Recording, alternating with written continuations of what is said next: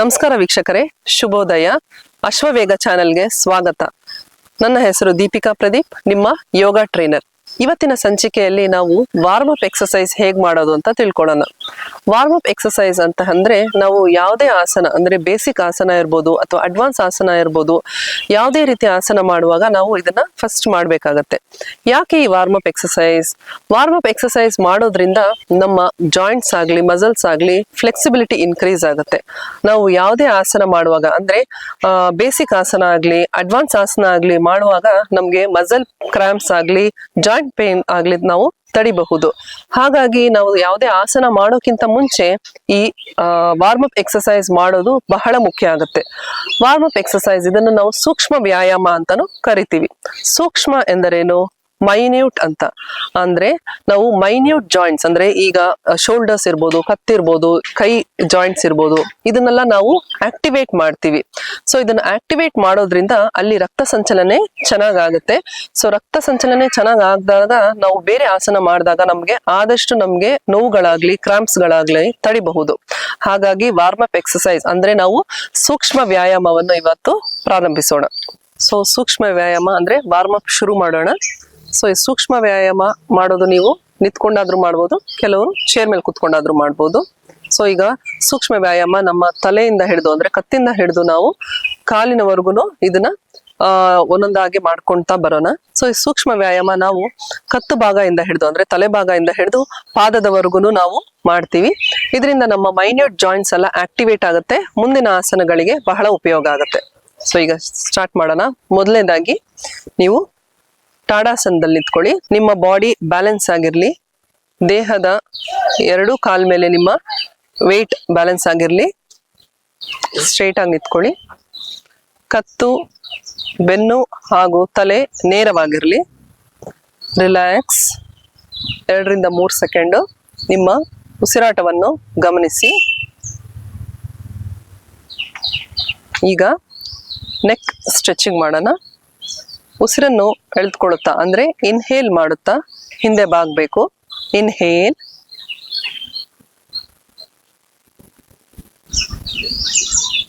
Exhale ಮಾಡುತ್ತಾ ಮುಂದೆ ಬಗ್ಗಿ. Inhale,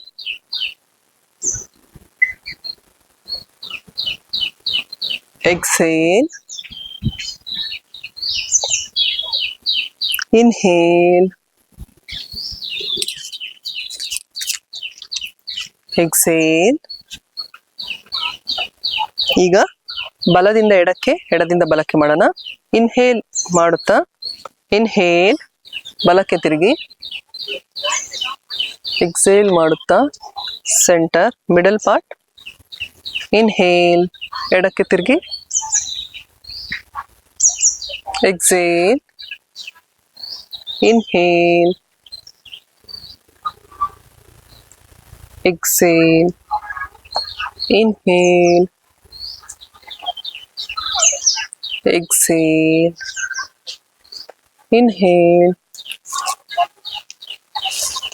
exhale, inhale, exhale. So ಈ ನೆಕ್ ಮೂಮೆಂಟ್ ಮಾಡಿದಾಗ ನೀವು ಆದಷ್ಟು ನಿಮ್ಮ ಕಣ್ಣನ್ನು ತೆರೆದಿಟ್ಕೊಂಡೇ ಮಾಡೋದು ಉತ್ತಮ. ಯಾಕಂದ್ರೆ ಕೆಲವರು ಕಣ್ಣನ್ನು ಮುಚ್ಚಿ ಮಾಡಿದಾಗ ಬ್ಯಾಲೆನ್ಸ್ ತಪ್ಪೋ ಚಾನ್ಸಸ್ ಇರುತ್ತೆ ಅಥವಾ ತಲೆ ಸುತ್ತೋ ಚಾನ್ಸಸ್ ಇರುತ್ತೆ. ಹಾಗಾಗಿ ಕಣ್ಣನ್ನು ಮುಚ್ಚದೆ ಮಾಡೋದು ಬಹಳ ಉತ್ತಮ. ಈಗ ನೆಕ್ಸ್ಟ್ ಶೋಲ್ಡರ್ ಸ್ಟ್ರೆಚ್ ಮಾಡೋಣ. ನಿಮ್ಮ ಕೈಗಳನ್ನು ಶೋಲ್ಡರ್ ಲೆವೆಲ್ಗೆ ತಗೊಬನ್ನಿ, ಬ್ಯಾಲೆನ್ಸ್ ಮಾಡಿ. ಈಗ ನಿಮ್ಮ ಎಡಗೈಯಿಂದ ಬಲ ಅಂಗೈಯನ್ನು ನಿಮ್ಮ ಕಡೆಗೆ ಎಳ್ಕೊಳ್ಳಿ. ನೋಡಿ, ಈ ತರ ಎಳೆಯುವಾಗ ನಿಮ್ಗೆ ಈ ಮಸಲ್ ಸ್ಟ್ರೆಚ್ ಆಗ್ಬೇಕು. ಚೆನ್ನಾಗಿ ಎಳ್ಕೊಳ್ಳಿ. 10 ಸೆಕೆಂಡ್ ಈ ಪೊಸಿಷನ್ ಅಲ್ಲಿರಿ. ಏಕಂ, ದ್ವಿ, ತ್ರಿಣಿ, ಚತ್ವಾರಿ, ಪಂಚ, ಷಟ್, ಸಪ್ತ, ಅಷ್ಟ, ನವ, ದಶ. ಮತ್ತೆ ಹೀಗೆ ಕೆಳಕ್ಕೆ ನಿಮ್ ಕಡೆಗೆ ಎಳ್ಕೊಳ್ಳಿ. ನೋಡಿ, ಚೆನ್ನಾಗಿ ಸ್ಟ್ರೆಚ್ ಆಗ್ಬೇಕು, ನಿಮ್ಗೆ ಗಮನ ಹರಿಸಿ ಮಾಡಿ. ಏಕಂ, ದ್ವಿ, ತ್ರಿಣಿ, ಚತ್ವಾರಿ, ಪಂಚ, ಷಟ್, ಸಪ್ತ, ಅಷ್ಟ, ನವ, ದಶ. ರಿಲ್ಯಾಕ್ಸ್. ಈಗ ಎಡಗೈ ನೋಡಿ ನಿಮ್ ಕಡೆ ಹೇಳ್ಕೊಳ್ಳಿ. ಏಕಂ ದ್ವಿ ತ್ರೀಣಿ ಚತ್ವಾರಿ ಪಂಚ ಷಟ್ ಸಪ್ತ ಅಷ್ಟ ನವ ದಶ. ಏಕಂ ದ್ವಿ ತ್ರೀಣಿ ಚತ್ವಾರಿ ಪಂಚ ಷಟ್ ಸಪ್ತ ಅಷ್ಟ ನವ ದಶ. ರಿಲ್ಯಾಕ್ಸ್ ಮಾಡ್ಕೊಳ್ಳಿ. ಈಗ ಮತ್ತೊಮ್ಮೆ ಕೈಯನ್ನು ಮುಂದಕ್ಕೆ ಚಾಚಿ ಎರಡು ಕೈನ ಮುಷ್ಟಿ ಕಟ್ಬಿಟ್ಟು ಕ್ಲಾಕ್ ವೈಸ್ ಅಂದ್ರೆ ಹೊರಭಾಗಕ್ಕೆ ಚಾಚಿ. ಏಕಂ ದ್ವಿ ತ್ರೀಣಿ ಚತ್ವಾರಿ ಪಂಚ. ಈಗ ಆಂಟಿ ಕ್ಲಾಕ್ ವೈಸ್ ಅಂದ್ರೆ ಒಳಭಾಗಕ್ಕೆ. ಏಕಂ ದ್ವಿ ತ್ರೀಣಿ ಚತ್ವಾರಿ ಪಂಚ. ರಿಲ್ಯಾಕ್ಸ್. ಈಗ ಶೋಲ್ಡರ್ ಮಾಡೋಣ. ಈಗ ಸಮಸ್ಥಿತಿ ತಾಡಾಸನದಲ್ಲಿ ಇಟ್ಕೊಳ್ಳಿ. ನಿಮ್ಮ ಎರಡು ಕೈನು ಇಂಟರ್ಲಾಕ್ ಮಾಡಿ ಎದೆ ಮೇಲೆ ಇಟ್ಕೊಳ್ಳಿ. ಚೆನ್ನಾಗಿ ಇಂಟರ್ಲಾಕ್ ಮಾಡಿ. ಈಗ ಇನ್ಹೇಲ್ ಮಾಡುತ್ತಾ ಮುಂದೆ ತಗೊಬನ್ನಿ. ಆದಷ್ಟು ಸ್ಟ್ರೆಚ್ ಮಾಡಿ. Inhale, exhale, relax. Inhale, stretch, exhale, relax. Inhale, stretch, exhale, relax. ಈಗ ನಿಮ್ಮ ಹಣೆಯ ಮುಂದೆ ಅಂದ್ರೆ ಫ್ರಂಟ್ ಸೈಡ್ ತಗೊಬನ್ನಿ. Inhale, stretch, relax. Inhale, stretch, relax. Inhale, stretch, relax. ಈಗ ನಿಮ್ಮ ತಲೆ ಮೇಲ್ಗಡೆ ತಗೋಬರ್ಬೇಕಾಗತ್ತೆ ಕೈನ. ಇನ್ಹೇಲ್ ಮಾಡುತ್ತಾ ಮೇಲೆ ತನ್ನಿ. ನಿಮ್ಮ ಕಿವಿ ಭಾಗ ತೋಳ್ಗೆ ಮುಟ್ಟೋ ಹಾಗೆ ನೋಡ್ಕೊಳ್ಳಿ. ಆದಷ್ಟು ಸ್ಟ್ರೆಚ್ ಮಾಡಿ. ಎಲ್ಲ ಬೆರಳುಗಳು ಇಂಟರ್ಲಾಕ್ ಆಗಿರ್ಲಿ. Relax. Inhale, stretch, exhale, relax. Inhale, stretch, exhale, relax.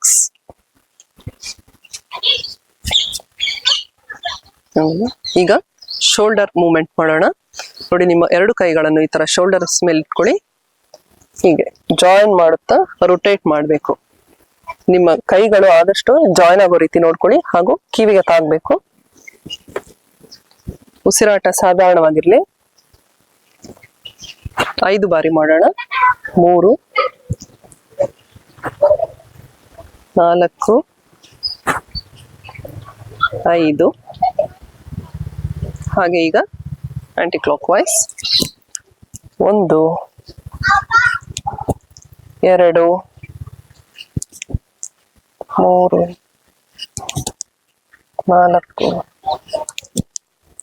5. So ಈಗ ನಿಮ್ಮ ಸೊಂಟದ ಮೇಲೆ ಕೈಗಳನ್ನು ಇರಿಸಿ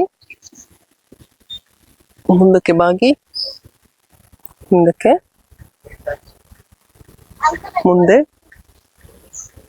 ಉಸಿರಾಟ ಸಾಧಾರಣವಾಗಿರ್ಲಿ.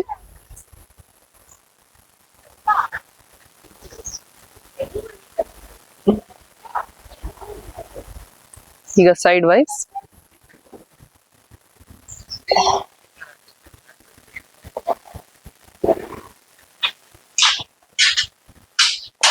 ನಿಧಾನವಾಗಿ ಮಾಡಿ. ಈಗ ಕ್ಲಾಕ್ ವೈಸ್ ಮಾಡೋಣ. ನೋಡಿ, ಆದಷ್ಟು ಪೂರ್ಣ ಸರ್ಕಲ್ ಅಲ್ಲಿ ಮಾಡಿ.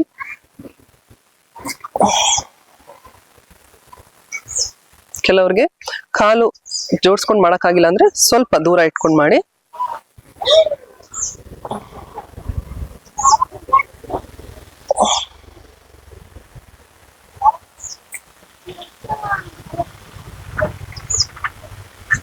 ಈಗ ಆಂಟಿ ಕ್ಲಾಕ್ ವೈಸ್ ಮಾಡಿ.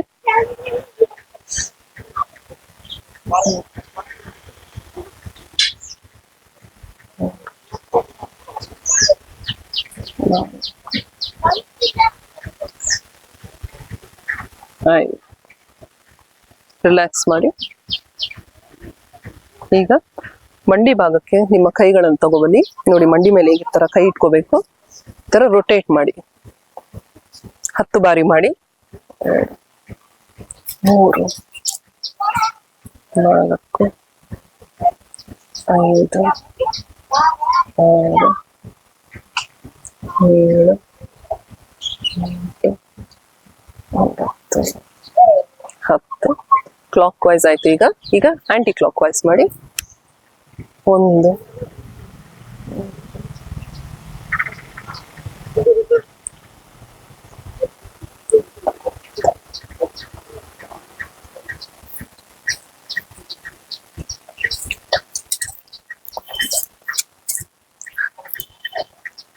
ಈಗ ಆಂಕಲ್ ಸ್ಟ್ರೆಚ್ ಮಾಡೋಣ.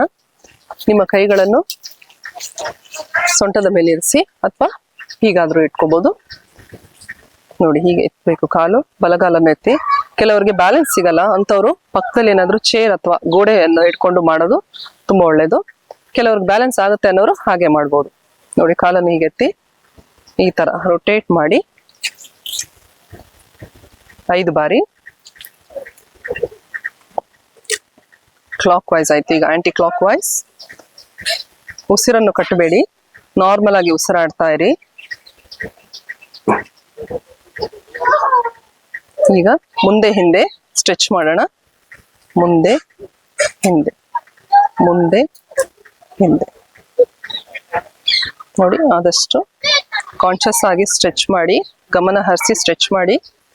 ನಿಮ್ಮ ಉಸಿರಾಟದ ಮೇಲೂ ಗಮನ ಇರಲಿ. ರಿಲ್ಯಾಕ್ಸ್. ಈಗ ಎಡಗಾಲಿ ಸ್ಟ್ರೆಚ್ ಮಾಡೋಣ.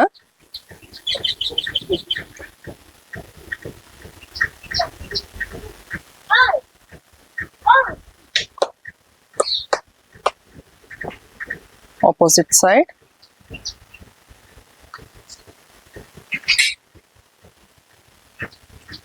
ಮುಂದೆ ಹಿಂದೆ, ಮುಂದೆ ಹಿಂದೆ, ಮುಂದೆ ಹಿಂದೆ. ರಿಲ್ಯಾಕ್ಸ್. ಸೊ ಈ ರೀತಿ ನೀವು ಕತ್ತಿಂದ ಹಿಡಿದು ನಿಮ್ಮ ಪಾದದವರೆಗೂ ಸೂಕ್ಷ್ಮ ವ್ಯಾಯಾಮವನ್ನು ಮಾಡ್ಕೋಬಹುದು. ಕೆಲವರಿಗೆ ಆಸನ ಅಂದ್ರೆ ಬೇಸಿಕ್ ಆಸನ ಆಗ್ಲಿ, ಯಾವುದೇ ರೀತಿ ಆಸನ ಮಾಡೋದಕ್ಕೆ ಬಹಳ ತೊಂದರೆ ಆಗುತ್ತೆ. ಅಂತವರು ಈ ಸೂಕ್ಷ್ಮ ವ್ಯಾಯಾಮವನ್ನು ದಿನನಿತ್ಯ ನೀವು 5 ರಿಂದ 10 ನಿಮಿಷ ಅಥವಾ 15 ನಿಮಿಷ ಮಾಡೋದ್ರಿಂದ ನೀವು ಆದಷ್ಟು ನಿಮ್ಮ ಮಸಲ್ ಪೇನ್ ಆಗಿರ್ಬೋದು, ಜಾಯಿಂಟ್ ಪೇನ್ ಆಗಿರ್ಬೋದು ತಡಿಬಹುದು. ಹಾಗಾಗಿ ಪ್ರತಿನಿತ್ಯ ನೀವು ಈ ಸೂಕ್ಷ್ಮ ವ್ಯಾಯಾಮವನ್ನು ನಿಮ್ಮ ದಿನನಿತ್ಯದಲ್ಲಿ ಅಳವಡಿಸ್ಕೊಂಡ್ರೆ ಬಹಳ ಉತ್ತಮ. ಇನ್ನಷ್ಟು ಯೋಗಾಸನದೊಂದಿಗೆ ಮುಂದಿನ ಸಂಚಿಕೆಯಲ್ಲಿ ಸಿಗ್ತೀನಿ. ನಮಸ್ಕಾರ ವೀಕ್ಷಕರೇ.